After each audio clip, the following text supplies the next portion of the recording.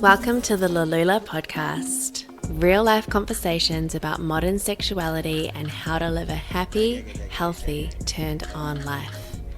I'm your host Laura Allen, a holistic health coach and founder of Lalulah, an online platform offering natural erotica toys as well as the educational tools you need to expand your pleasure in and outside the bedroom. Hey everyone, welcome back to another episode of the Lalulah podcast. Today I am interviewing Ashae Sundara, and she is a writer, mentor, pleasure muse, guiding the feminine into soul orgasmic intimacy, pleasure, and prosperity. If you haven't heard of Ashae, then you are in for a real treat because she is just an epic woman, and I absolutely adore and love the way that she shows up in the world, and this episode is incredible. Today we're talking about emasculation, we're talking about polarity in relationship, communication, how to allow our men and our partners to rise with us instead of going into judgment, fear, control, manipulation, and all of those other patterns that can start to play out in relationship, whether it's long-term relationship or anything in between. I personally got so much out of this episode, and I'm really excited to share it with all of you. So enjoy the show. Hello, welcome, beautiful Ashae. It is such an honor, honestly. Such an honor to have you on the show. Thank you for being here. Thank you. Like what you were saying at the beginning when we just connected, I feel really excited that you've been on the journey of my experience of life and of creativity and of sharing and of all that I've been up to for the last however many years you've been on the journey with me. So thank you. Many. Yeah. Yeah, many years. It's been really interesting to sort of grow alongside you. And that's what's so beautiful about social media, is that you can really choose how you want to be influenced if it's not around your physical circle yet. So yeah. Totally. Amazing. I like to say to create more than you consume and be very wise what you are consuming, because there can be so much on social media that doesn't serve us, and there can be so much that does. So I always ask myself, am I creating more than I'm consuming, and am I being wise with what I am consuming? I love that. That's a really great little nugget of wisdom to kick off the show. Yeah, I mean, we're absolutely a byproduct of our environment, so it's really important that we're intentional with what we surround ourselves with, and yeah, make sure that it's uplifting. Okay, so before we dive into this episode, I would love to know, what color are you today and why? What color am I today? I would say I'm like a deep, rich purple, and I feel this color because I saw last night bits and pieces of places that are in my shadow, or places that I get to evolve or move into, and I spent the night and the morning just like loving myself up and like fully diving into acceptance and compassion for these parts of myself and giving them care. And so that's just what's coming up. It's just like deep purple of like feeling the grittiness of like certain pieces of the soul and the experience of life, but also like this generosity of love that's infiltrated into the space. That's amazing. Ashae Sundara, everyone. Yeah. And you do not mess around when it comes to diving deep within yourself, shining a light on the shadow and working through it. And that's something that I really admire about you. And it's been really powerful and transformative for me. So what an inspiration. And that kind of leads us nicely into the topic of this podcast, which is, well, you've created a bundle called Letting Him Rise. right? And it's really kind of about, well, why don't you explain to the listeners what Letting Him Rise is about?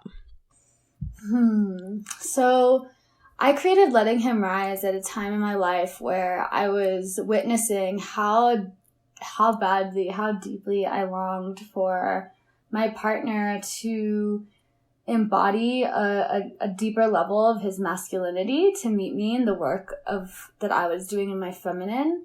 But as I was desiring that, I was creating a field of blame and make wrong and a lack of compassion and a lack of true understanding of like how to actually create what I did want. And so I was doing all of these things that I thought would create a container or a great space for him to meet me there. But I was technically doing all the wrong things and just kind of like living out a sort of fairy tale lifestyle of like, it should be the thing now without doing any of the work or without looking at myself or without looking at like patterns or, you know, spaces of lack within myself and all kinds of work. And so I created Letting Him Rise for any woman, as for women who want to be met by their partner and with consciousness and presence and masculinity,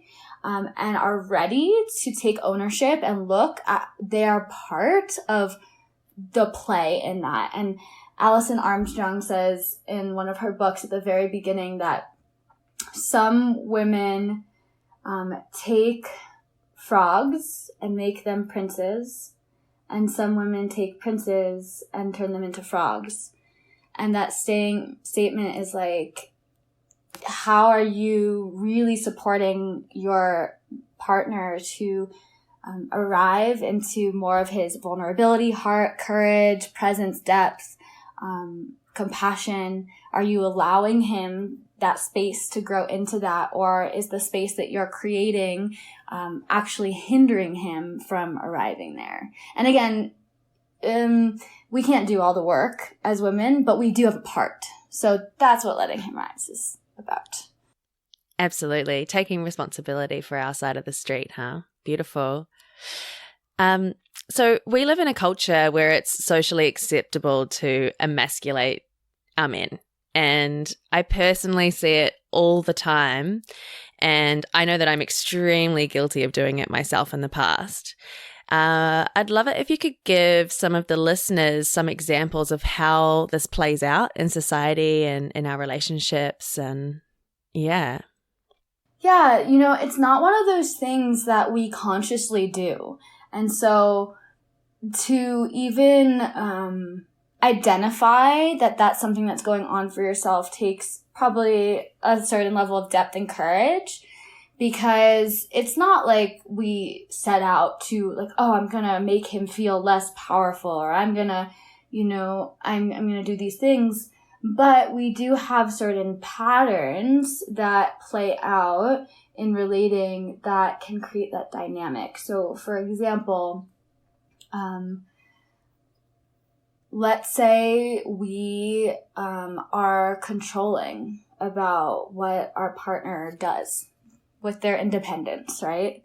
And so let's say our partner is like, hey, I'm gonna go out with some friends tonight. And then a woman is like giving attitude or passive aggressiveness or, you know, a lot of the emasculation kind of tactics come out from a lack of trust in the masculine and in the masculine from within and in the self, trust with the self. And also just like a space where there's like a need, a lack. And a lot of times we get into partnership from a space of like, you complete me.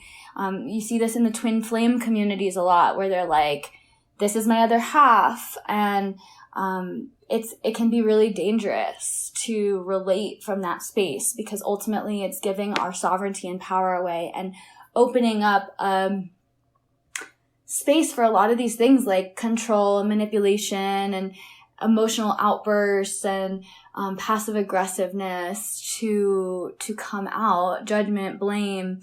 And most relationships on the planet have some level of that right now, because we're meant to grow through it and see what we're doing. And so no one's perfect. No one's like angel relating. And so when you say something like, I've experienced that in the past, like, thank you, that's true.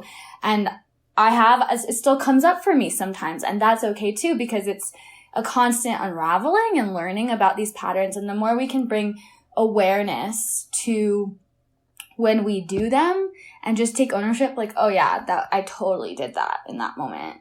The more love and compassion comes to the space, and then it starts evolving and transforming.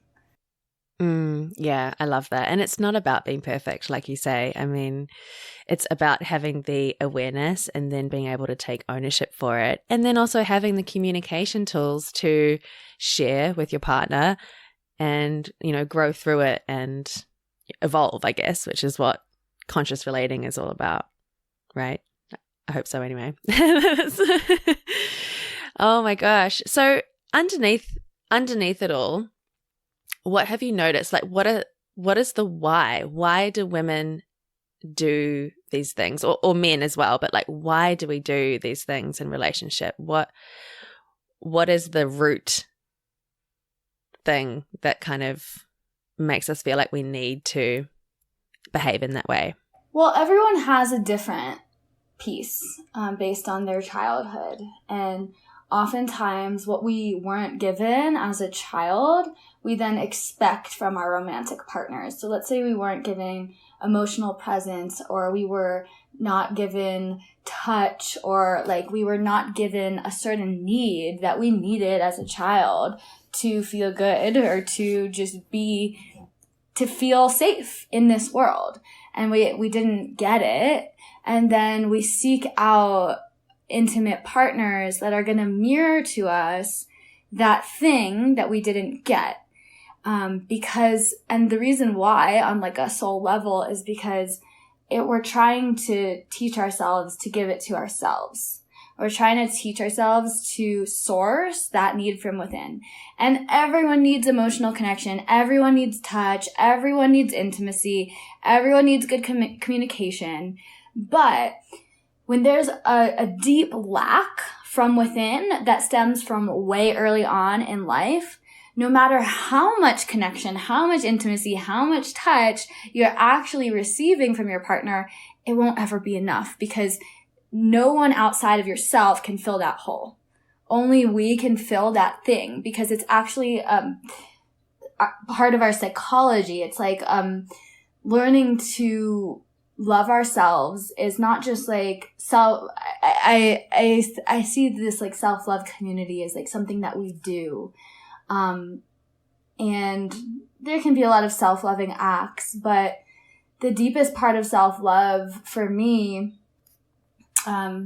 beyond falling in love with the self, which is a whole nother thing that's really juicy and fun to explore, but is looking at the places that we feel lack, that we feel like another person needs to give us, and asking, how can I actually give that to myself? How can I actually source that from within? Because then I can come to my partner really full. And again, that's a way to inspire your partner into his like presence with you and his consciousness and masculinity, because you're coming full. So I like to give the example of like, when I am doing my self-pleasure practices and I'm doing this work, I call it like feminine practice, the practice with myself to be in my own inner wholeness.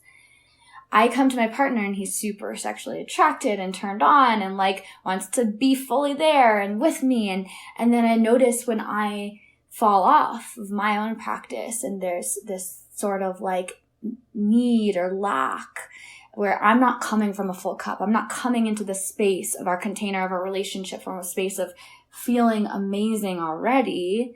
Well, then there's this place where like the dynamic and the polarity isn't fully meeting. And so part of the work as well in letting him rise is also looking at how the polarity of a relationship and looking at how embodied we are in our femininity. And we're all on a journey of wholeness. We're all on a journey of like really working with and being able to be dynamic and move through our feminine and our masculine energetics. Like that's actually the real work. But in the dynamic of a relationship, in the dynamic of the sexual attraction, the sexual chemistry, the passion, which is what most people are missing, right? Most people get into a relationship, passionate for 6 months, and then it's like, where did it go? That is where the dynamics of like really working into your feminine and him working into his masculine, or whoever, even if it's a same sex relationship, one person being more in their feminine and the other person more in their masculine, in this space generates that polarity, that passion, that excitement, that juiciness, and so much is possible in that space. Yeah. Amen to that. Throughout, everything that you're saying, I'm just sitting here like nodding my head like crazy. Yeah, and it is beautiful because when we really show up and do the work with ourselves, it really does magnetize with my partner. I notice that particularly within my relationships, and it still happens and it's totally okay. But if I'm feeling really vulnerable and I'm not, if my self-love cup is not overflowing, then and I need him, or I want to interact with him physically because I'm kind of needing touch and love from that place of lack, it's like it automatically just feels icky and a bit yucky, and it doesn't, it's kind of like, ooh. So always coming back and like filling up the cup and then coming together from that place of overflow is where the juiciness is. Totally. Yeah, and I will say, to add to that, 100% agree. And there is a space to come to your partner with vulnerability and come to your partner, quote unquote, needy, come to your partner without a full cup. But the way that makes it, makes that experience, not lose the polarity is when you are in full acceptance, love, and compassion with yourself in that moment where like you're coming from a space of like, I'm leaning into you because we're in partnership together and this is a part of partnership and this is beautiful, but it's not from a space of like, I don't like myself right now. I don't feel worthy. I'm like depressed. Like it's not coming from that space. It's coming from a space of like, wow, okay, I get to be supported by myself and him. And that's a beautiful thing. So there's like this full underlying deep acceptance of your vulnerability and of the state that you're in. And from that space, it's like an invitation. It's a beautiful invitation into your vulnerability. Yeah, absolutely. Couldn't agree more. And it's beautiful, like that kind of soft vulnerability. And, it is really beautiful to just love ourselves in that as well. And be able to communicate it with our partners. Hey, this is how I'm feeling. It's just magic. So I am going to quote something that you've written on your site for the bundle, and it's going to lead us into our next question. So, as the feminine on the planet started to rise, we started really stepping into our power, owning our sovereignty, and living more in alignment with our truth. Feminine superiority in relationships started to rise as well. And I just loved that line. And when I read it, I was like, oof, I felt like all of the stars aligned for me, because I used to run around town with my, boss babe pants on, running hardcore masculine power energy, and then wondering why the hell I was attracting all of these kind of, soft kind of feminine men. And if I did meet a man who was like, a quote unquote, a king sort of figure, I was so intimidated and scared. And what is it about these dynamics that can make us feel kind of small or insecure when we're when we finally are shown this thing that we're really deeply desiring, yet to actually step into that can be really, really scary. I love that question. So if we look at just history, there's kind of been a war between men and women, and it's like silent. It's not, there's no guns. There's no like, it's not like there's soldiers, but there is a silent war that's happening between men and women, where women feel that they can't trust men and men feel trapped by women. And there's so many dynamics that have played out in relating, and it's kind of carried on for a long history. And so it's not only in our lifetime, but also in our DNA, like this non-comfortability with being actually in true harmony with the opposite sex. And so what we're working toward is union together, where we can trust each other and understand each other. And it's challenging because the male brain and the male body is way different than the female brain and the female body. And we experience life in different ways. And I'm so curious and fascinated by this. Just the other night, I went to a concert with my partner, and we're walking back from the concert. And I'm just like, tell me everything that went on in your brain while we were at that show. Because for me, it was like, I was processing our relationship, and then what I was gonna, like, there was so much in my experience while I was dancing and enjoying and feeling my body and just like loving up each other and like fully there, fully present. But in my experience, like, there was so much else going on inside of me. And I'm just so fascinated by the differences in a male and a female. And I think that if we just understand and bring knowingness to the fact that we have been in separation, we do have differences, and we want connection, and we want love, and we want union, and we want intimacy, and we want harmony, then the key for me is just knowing, okay, we have differences. Here are some of them. Others we might not know. We might find out through relating with someone. And okay, let me accept that and work toward union, which is what ultimately we want. Yeah, absolutely. I feel like this whole kind of feminism movement has almost sort of gone to the opposite end of the scale, and now it's creating another set of imbalance yet. And we're totally missing the point. You know, we have all of these women who are stepping into this kind of really masculine way of living, or quote unquote masculine way of living. And, you know, trying to be men and like trying to step into that, yet not realizing that it's not really serving, and it's ruining that polarity and that sacred dance between the masculine and the feminine. And it's about coming together again and being, in union, like you say. It's beautiful. Yeah, so, and part of that statement that you shared from the enrollment page for Letting Him Rise around the rise of the feminine is that what I started seeing even within myself and within a lot of women leaders is that like this sort of I'm in my power, like my pleasure matters more than yours, like kind of like I matter more than you do type of a dynamic, where it's like my orgasm matters more than yours. My desire matters more than yours. Like this sort of rise of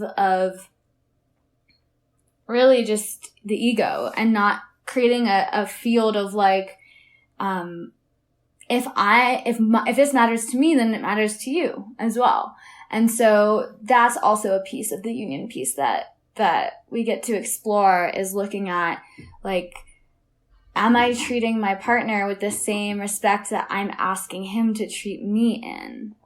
And so if I'm asking him for certain kinds of touch and massage and pleasure, am I also offering the same to him? Or if I'm, opening into some taboo desires of mine? Am I also allowing him to explore his sexual desires that might trigger me? So like, it's really looking at those pieces of, are we allowing our partner to also operate with the same level of sovereignty that we're giving ourselves?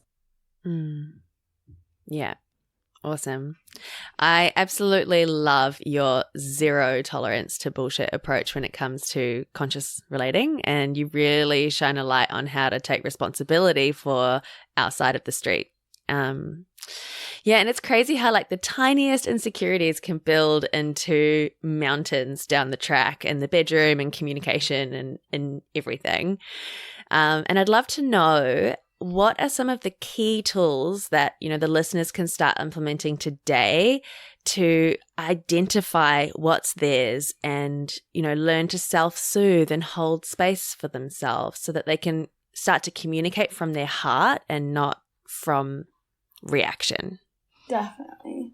So first of all, become somatically body aware. So that means like, know what happens when you get into a triggered space. So does your heart beat faster? Does your face get red? Do your hands get sweaty?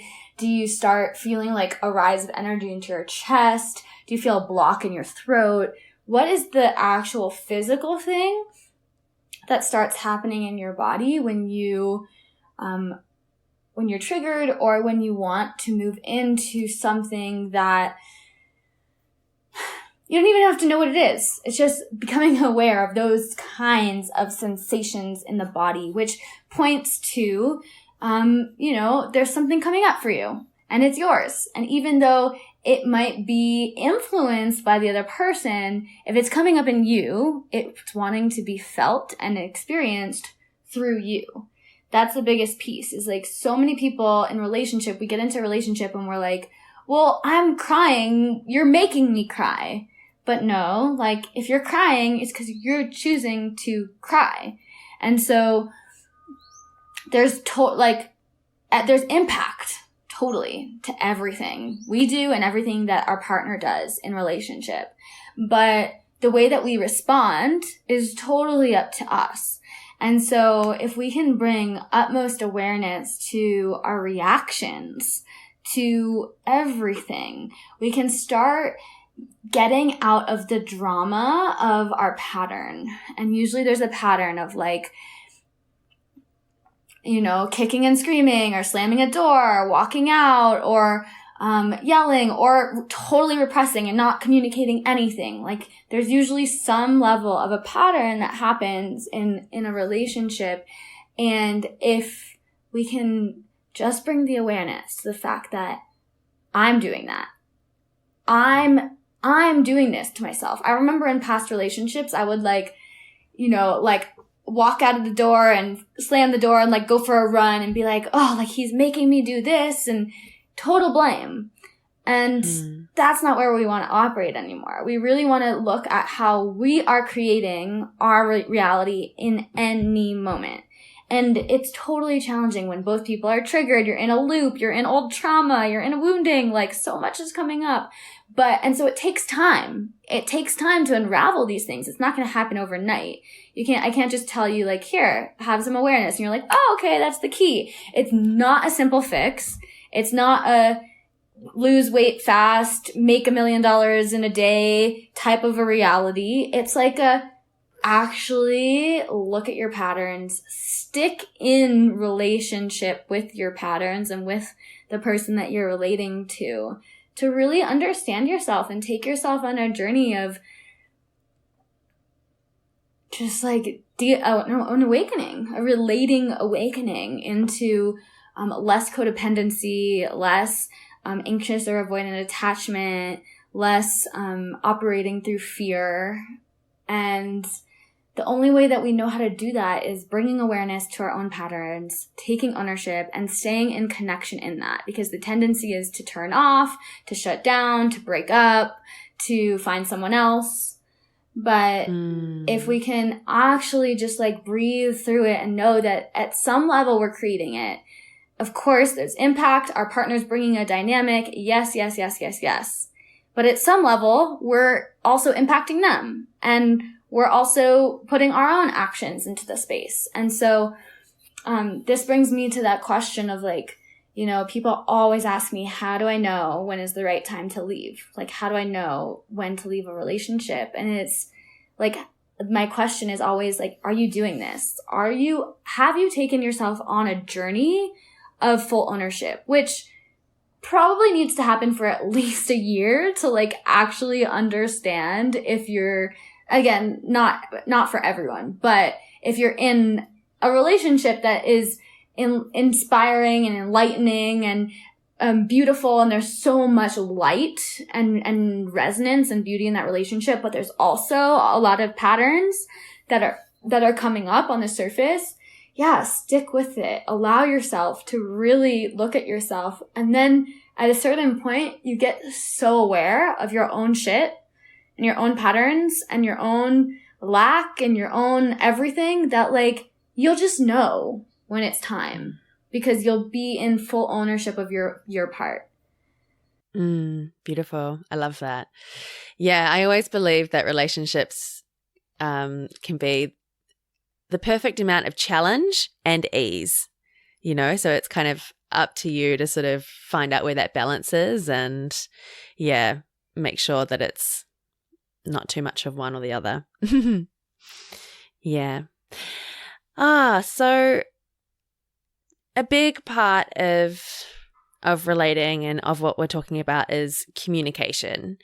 Communication with self, honesty, and then communication with our partners. So do you have any communication tools or courses or frameworks that you've learnt from that have really helped you? Yeah, there's been a lot of learning in that. I feel called to share a tool, and it's setting a daily container for conversation to understand and listen to each other, to what was great about the day and what was challenging about the day, without going into needing to fix or change or heal or make better, but just listen. I believe that this planet has, and I'm again taking ownership here, I believe that this planet has a deep challenge with listening, and we take it personal. We make it about us. We want to argue. We want to say our point of view, and it creates so much, it creates so much tension in relating. And if you could set up a container with your partner where it's like, okay, you're going to share your appreciations of the day, I'm going to share mine, and then you're going to share your challenges, and I'm going to share mine, and we're just going to listen to each other and understand. And it's just like, thank you for sharing. I hear you, and I understand your experience. It can make a world of a difference. And it's so easy. And it's just, we have to give ourselves permission to go there, because it's just one of those rituals. It's like meditation. It's like there's resistance to meditate because it's so good for us. But it's the same thing for something like this. There's probably resistance on both people's parts to actually show up for this practice. But that really shows you how powerful it really is to just give someone listening and understanding, because ultimately all we want is to be seen and loved and heard for our experience of life, for what we're experiencing and what we're moving through. And the challenge in relationship comes when we're so focused on solving conflict versus understanding each other. Yeah, amen to that. People really underestimate how erotic it is to be heard and seen and understood. Yeah. I love that you're bringing that up, how juicy it is to really be seen in that way. And the one thing that you can practice too before even making love is going into a conversation about fears, desires, and boundaries. And that's just like a sort of tantric practice. And it's amazing how much more connected you can feel and how much more pleasure you can feel once you feel heard in all of these pieces. And we really underestimate the power of listening. And even me sharing this right now, I'm just like, wow, I want more. Like there's so much more we can experience in life when we offer this to those that we love. And there's like a very large depth and capacity for more listening. And so, yeah, reminder to everyone that no matter how much listening you have in your life or understanding with your partner, with yourself, with your parents, like with your friends, there's more. Yeah, absolutely. So I'd really love to talk a bit more about this polarity piece that we touched on earlier. And I want to kind of unpack the quote unquote masculine and feminine. I know it's kind of in our worlds, it's probably a bit overdone, but for a lot of the listeners, they could be really new to this. And, a quick Google search will tell you all sorts of things about masculine and feminine energy, but I really love the way that you articulate it. So, yeah, can you please share what your definition is of masculine and feminine energies? So, first things first, we all have both masculine and feminine energetics within us. Both need to be understood and explored. The more so if you're a more dominant feminine being, which means you have more natural feminine energy running through your system. What does that look like? What are some of the characteristics of the quote unquote feminine essence? So in nature, the feminine is soft, it is yielding, it is receptive. If you think of a yoni opens up to receive. So that the feminine is receptive. The feminine can be like very compassionate, genuine, loving. It can also be fiery, right? It can also be hot. It can also be watery, emotional, fluid, flowy, oceanic. Yeah. So to me, though, exploring that is less important than feeling what it feels like for an individual to be embodied in their feminine. And the only way you know is by really asking yourself in any moment, am I tipping on this scale of more feminine or more masculine in this moment? And that's the best way to actually understand what feminine and masculine is. Because I could give you all of these words, like, like the masculine is strength and integrity and consciousness and presence. And it is all those things. And the best way to really understand is by really just asking yourself the question, like, where am I right now? So, for example, if I'm on a dance floor and I'm moving and I'm swaying, I'm usually in my feminine. If I'm on a podcast right now, I'm like in more of my masculine because I'm really focused and I'm present and my energy is like moving forward. When I show up for client calls, I'm in my masculine. When I'm taking a bath, I'm sinking into my feminine. When I'm making love, for the most part, I'm sinking into my feminine, unless I'm playing with my masculine, which is fun too. And we get to play with both. So that's, to me, the best way to learn is to like constantly be asking ourselves and thinking about it in a dynamic way. Because just because you're working doesn't mean that you're in a masculine energy. Because I could be working, but I could be like lounging back and breathing really deep into my body and having like my favorite essential oil and like taking it easy and just writing and doing work in my own time with no time schedule, with no like to-dos and like just like opening into the field of work. That is more of a feminine dynamic of working than it is if I said, okay, I have 30 minutes. I'm going to write this post and then I'm going to go and do this. Like that's more working in a masculine energetic because it's more structured and it's more stable. And we want wholeness within ourselves. We want to learn how to play with both of them. To be successful, to be healthy, we need to learn how to work with both sides of ourselves. And for someone who is more feminine in nature, it's so important to learn the masculine in yourself so you can hold space for your partner's masculine when it comes out.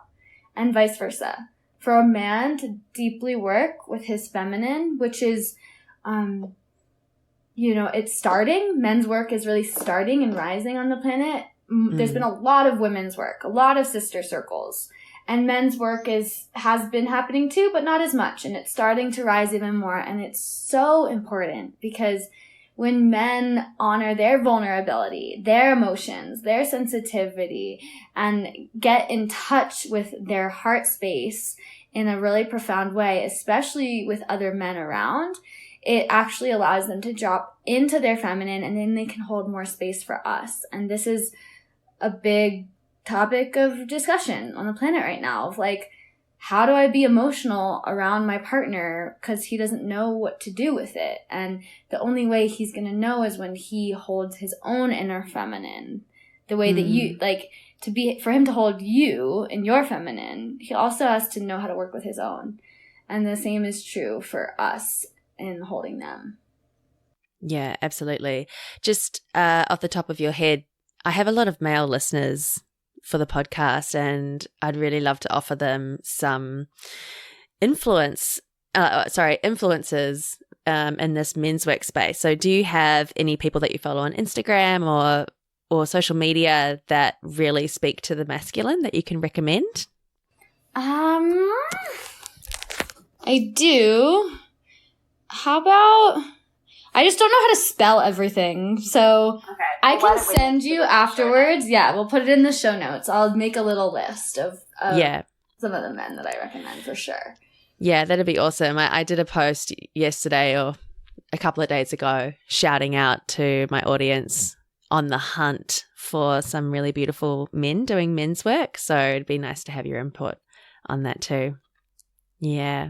It's like the whole masculine and feminine thing, I know it's talked about a lot, but it is really, really important to understand it within ourselves and within our partners and within the way the planet works so that we can have a better understanding of our polarity and how we're showing up in our relationship. And it kind of goes back to what I was talking about earlier when I was running around town being this like, really in my kind of quote unquote masculine all the time, and then being completely baffled when I'd had zero magnetism or polarity with the men in my life, And so having that awareness and understanding is really powerful because we can start to kind of relate with way more harmony and understand each other better and so on and so forth. So women need to spend more time with women and men need to spend more time with men, especially empowered men and empowered women. Like circles where it's not like men being like, oh bro, like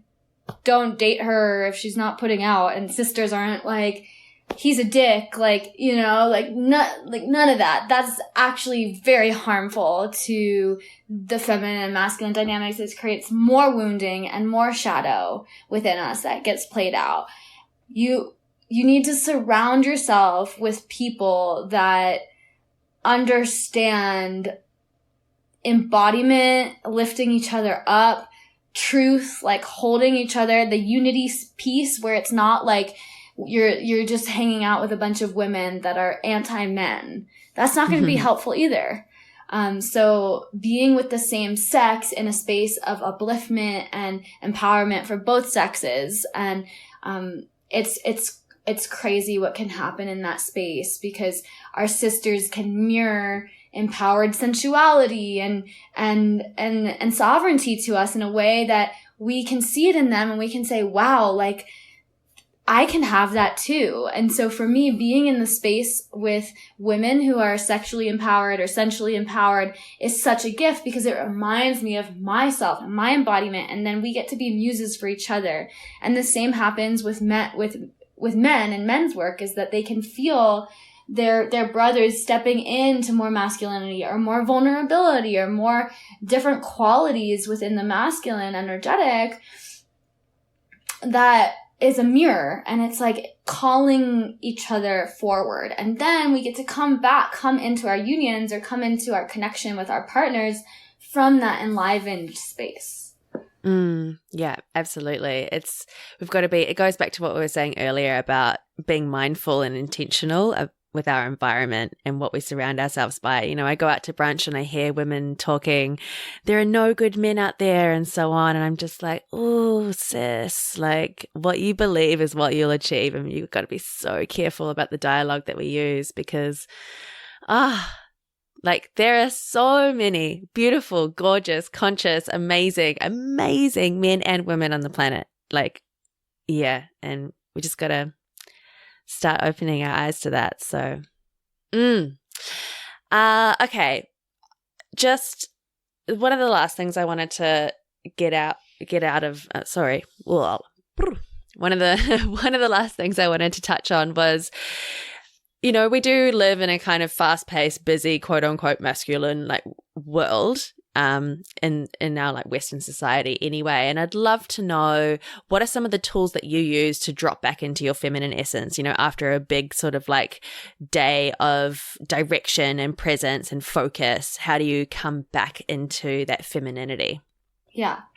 So for me, ultimately, what we want to learn to do is, even when we are exerting a lot of more masculine energy in the world, we can also be like circulating feminine energy at the same time within ourselves.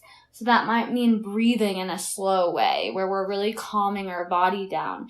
That might mean wearing clothing in that high functioning, high paced work environment that is comfortable or feel sensual. It might mean taking a 5-minute break to just like touch yourself, or just like hold your hands on your heart and close your eyes and be with yourself. So there's always ways to infuse the day. But I will say that, yeah, like totally, if you're out and about and like doing a bunch of things, you are exerting a lot of energy. And so it's the simplest thing and so underrated. But, you know, we do Shavasana in yoga practice, right? Like we do a full yoga practice and then we get a little Shavasana. Some teachers, some classes, or some home practitioners, you'll give yourself 5 minutes. Other people go super deep.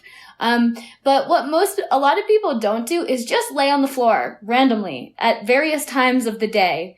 And, you know, so much can come out of that. It's wild.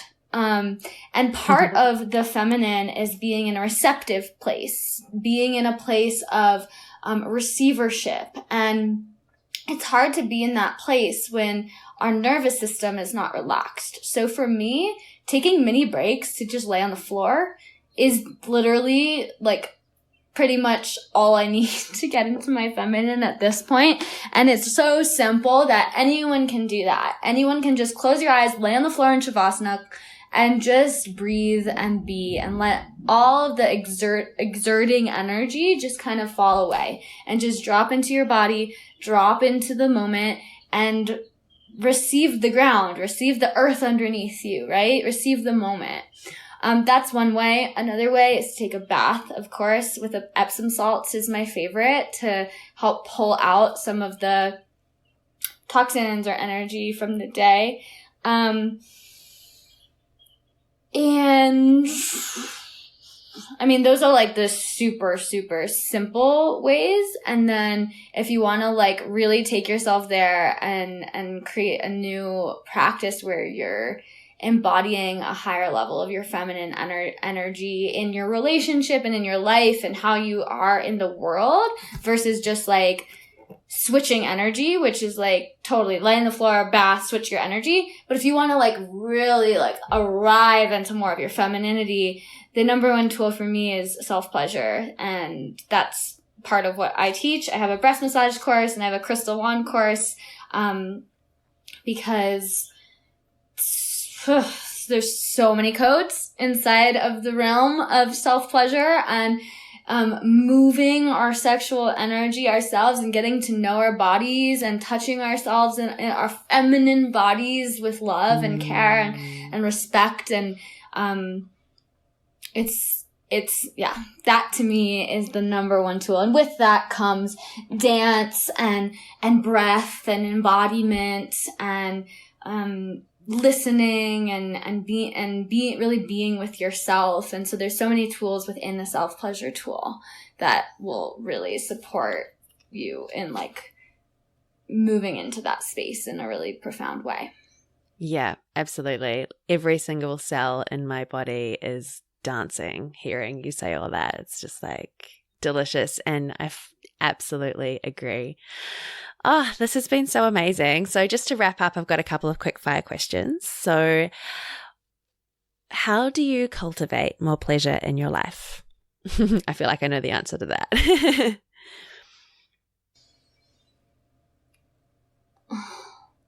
I'll probably not give you the answer that you're thinking, but for me, the answer is committing to pleasure as a path. Beautiful. I love it. What's one thing you've learned about self-love recently?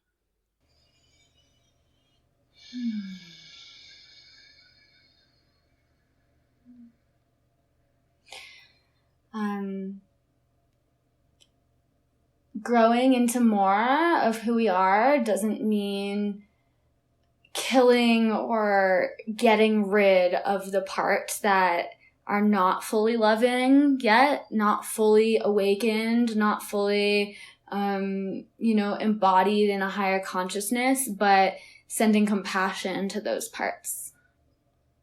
Beautiful. I love that. And what is the most impactful book that you've ever read? You can only choose one.